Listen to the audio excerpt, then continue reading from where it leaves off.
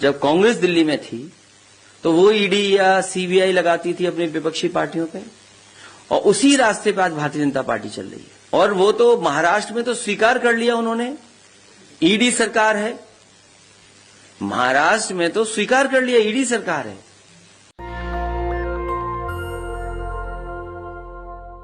Karnataka high court का जज HP संदेश कह रहे हैं कि मुझे धमकी दी जा रही है ट्रांसफर की। वहां बीजेपी की सरकार है। जस्टिस लोया की मौत का मामला अब तक सुलझा नहीं है। सुप्रीम कोर्ट के 4 जजों ने कहा था कि डेमोक्रेसी खतरे में है। दिल्ली में जुबैर नाम के एक पत्रकार की जमानत की खबर पहले पुलिस को लग जाती है कि जमानत मिलेगी या उनको जेल भेजा जाएगा, वो भी फैसले से पहले। क्या लगता है आपको, देश में क्या चल रहा है? क्या सारी संस्थाएं हाईजेक हो चुकी है? और इसकी वजह क्या है? इसकी वजह है जातिवाद, मनुवाद, ब्राह्मणवाद। लेकिन इक्के दुक्के आवाज कहीं ना कहीं से उठ रहे हैं। नमस्कार, मैं शंभू कुमार सिंह और आप देख रहे हैं नेशनल दस्तक। सोशल मीडिया पर सबसे ज्यादा वायरल खबर है, कर्नाटक हाईकोर्ट के एक जज को बीजेपी की सरकार है वहां धमकाया गया कि आपका ट्रांसफर कर देंगे। एक अधिकारी की गिरफ्तारी हुई थी। उस अधिकारी ने कहा कि सीनियर अधिकारी ने कहा है कि 5 लाख रुपए डोनेशन लो, घूस लो। ब्राइब था, वो घूस था, डोनेशन नहीं था, घूस था। जज साहब बिल्कुल बकसने के मूड में नहीं थे, उनको ऊपर से धमकी दी गई। अब सोचिए कि जिस देश में अब जजों के ट्रांसफर की धमकी दी जाने लगे। अब ये किसान जज हैं, इन्होंने साफ साफ कहा कि मैं डरने वाला नहीं हूं, मैं खेती कर लूंगा, लेकिन मैं धमकी से डर में नहीं आऊंगा। आपको ट्रांसफर करना है तो कर दीजिए। इस देश में कौन रीढ़ विहीन बच गया है? सब रीढ़ विहीन हो गए हैं। कोई रीढ़ वाला बच गया है क्या? इक्का दुक्का कहीं से आवाज तो आती है। सीबीआई से आवाज आई थी, लेकिन वहां पर भी 2 टुकड़े कर दिए गए, उनको भगा दिया गया। देखते हैं इस जज का क्या होता है। लेकिन इस जज ने फिलहाल तो सोशल मीडिया पर जिस तरह से हंगामा काट दिया है, पूरे देश की जनता, पूरी दुनिया से उनको समर्थन मिल रहा है। लोग कह रहे हैं कि जज साहब शाबाश, किसी से घबराने की जरूरत नहीं। इसका मतलब इस देश की जनता जो है वो इंस्टीट्यूशन के साथ है। कुछ लोग हैं जो जातिवादी हैं, मनुवादी हैं, ब्राह्मणवादी हैं, वो इंस्टीट्यूशन को हाईजैक कर रहे हैं। वहीं अब नेता भी बात करने लगे हैं, बोलने लगे हैं। लगता है उनका डर खत्म हो रहा है। अखिलेश यादव का ये वीडियो सुन लीजिए। देख लीजिए, चाहे कांग्रेस का जमाना रहा हो या बीजेपी का आज जमाना है। जब कांग्रेस दिल्ली में थी तो वो ईडी या सीबीआई लगाती थी अपनी विपक्षी पार्टियों पे, और उसी रास्ते पे आज भारतीय जनता पार्टी चल रही है। और वो तो महाराष्ट्र में तो स्वीकार कर लिया उन्होंने, ईडी सरकार है। महाराष्ट्र में तो स्वीकार कर लिया ईडी सरकार है। और एक केवल ईडी सरकार वहां नहीं है। आप मध्य प्रदेश याद कीजिए, मध्य प्रदेश में सरकार कैसे बनी, और जगह भी प्रदेशों में कैसे सरकार बनाई बीजेपी ने।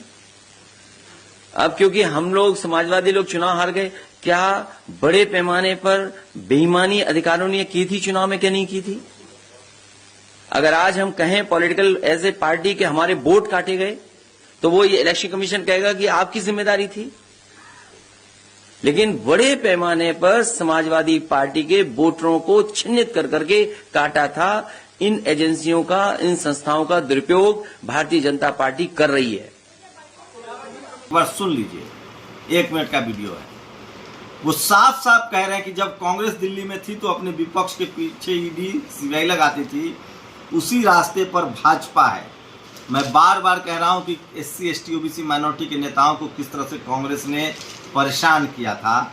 अब वही बात बीजेपी कांग्रेस नेताओं के साथ कर रही है। एक दूसरी खबर देखिए, उदयपुर की घटना को लेकर कांग्रेस के युवा नेता, यूथ कांग्रेस के अध्यक्ष श्रीनिवास ने पूरी दिल्ली को पोस्टर से पाट दिया। लेकिन अब तो विधानसभा में अरविंद केजरीवाल ने कह दिया है कि ये जो दोनों, चाहे उदयपुर हो या जम्मू कश्मीर हो, दोनों जो पकड़े गए हैं, एक हत्या के आरोपी और एक आतंक के आरोपी, उनका बीजेपी के साथ कनेक्शन है। तो सरेआम वो कह रहे हैं। और सोचिए कि किस तरह के हालात हैं।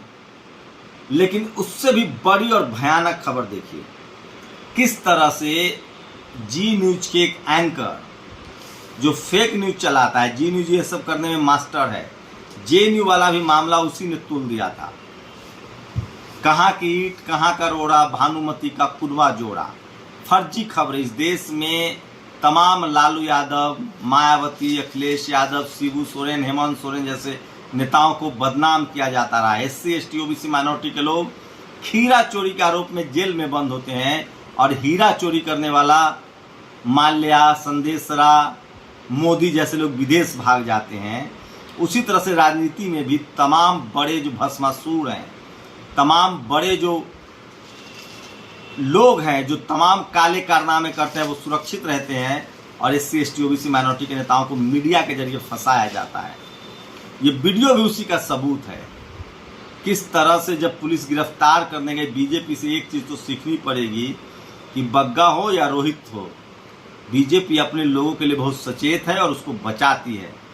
विपक्षी नेताओं की तरह वो ऐसा नहीं है जो किसी कीमत पर अपने लोगों को ना बचाए।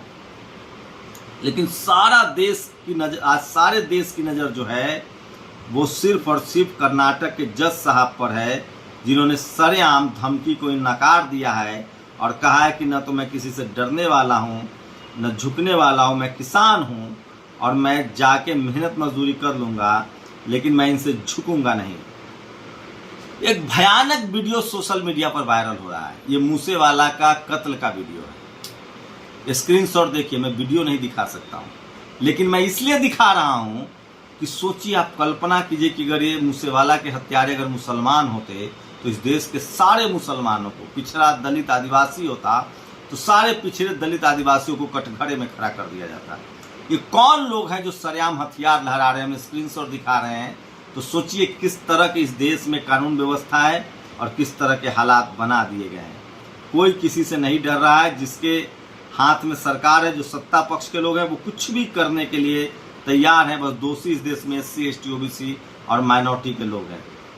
और उससे भी ज़्यादा जो खबर सबसे ज़्यादा वायरल हो रही है, सोचिए, ACC2 जू barrier advocate the Sitapur court, Zubair को फंसाने की एक और कोशिश हो रही है। पहले उनको दिल्ली पुलिस ने गिरफ्तार किया, यूपी पुलिस में पेशी कर दी गई है। इसलिए किया गया है कि अगर दिल्ली पुलिस से उनको, दिल्ली में कोर्ट से उनको जमानत मिल जाती है, जिसकी पूरी संभावना है, तो पुलिस उसको यूपी में ट्रांसफ़र कर देगी।